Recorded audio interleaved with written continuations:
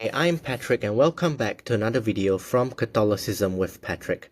So one of the biggest questions we might get from our Protestant friends as a Catholic is, why do you guys need the Pope? So the Pope is the Bishop of Rome, and he's also the leader of the Catholic Church here on earth, and he's there to define certain verses in the Bible that is uncertain, and he's also there to define certain traditions that is unclear to us. He is here to make clear the specific traditions like the Assumption of Mary and the coronation of Mary as Queen of Heaven and Earth and her Immaculate Conception, which is not that clear to us, but it was taught in the early church, but it is not that clear in present time. So the Pope isn't something that just came about in the New Testament.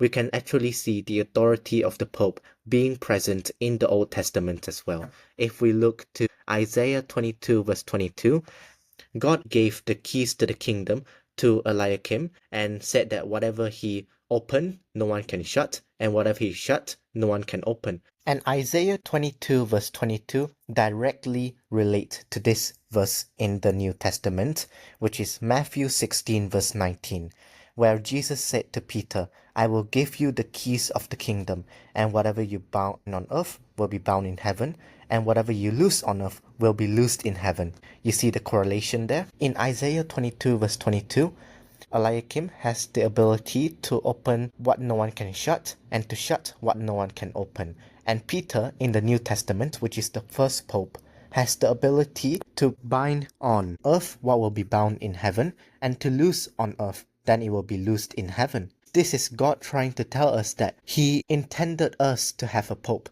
because the Pope is the central figure of the church. Obviously, Christ is above the Pope, but the Pope is something to lead us and to guide us through Scripture, because Jesus is in heaven, and he has given the Pope the ability to speak infallibly, and he used this ability to define certain traditions and Scripture. I think that without the Pope, there will be lots of heresies, as we can see in the Protestant Reformation. When they don't have a central figure like the Pope, it results in over 47,000 different denominations in Christianity. Because in the Catholic Church, there wouldn't be division in the Catholic Church, because the Pope is there to hold everything together, to hold the teachings together. And when there is a dispute regarding Scripture, we can look to the Bishop of Rome to guide us and to lead us to the right teachings. To become the Pope in the Catholic Church, you need to be a bishop, and then after that you can only become the Pope. And to become a priest, you need to go through the ceremony which involved the laying of hands by a bishop,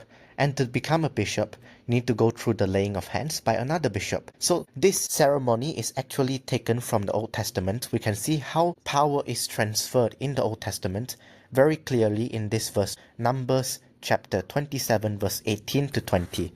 When God commanded Moses to give his authority to Joshua, he gave his authority by laying his hands on Joshua. And we can see this directly correlates to how someone become a pope in the Catholic Church. You have to go through the ceremony of laying of hands, because to become a pope you need to be a bishop. So in order to become a bishop, you need to go through a ceremony which involves the laying of hands.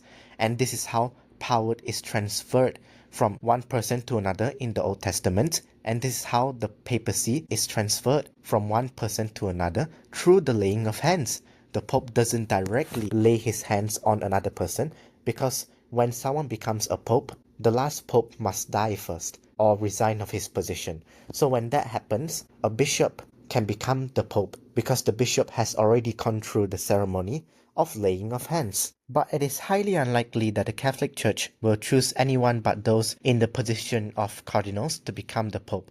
This have never happened since the year 1378, where Pope Urban VI became the Pope in a position where he was not a cardinal. Since then, the Catholic Church have always chosen people in the position of cardinals to become Pope, because in the Catholic Church, to elect a new Pope, something has to happen called a conclave, where they elect a new Pope. So it is highly unlikely that the Catholic Church will elect any baptized male to be the Pope. Usually they will elect a cardinal to be a Pope. I hope you guys enjoy this video about why Catholics need the Pope.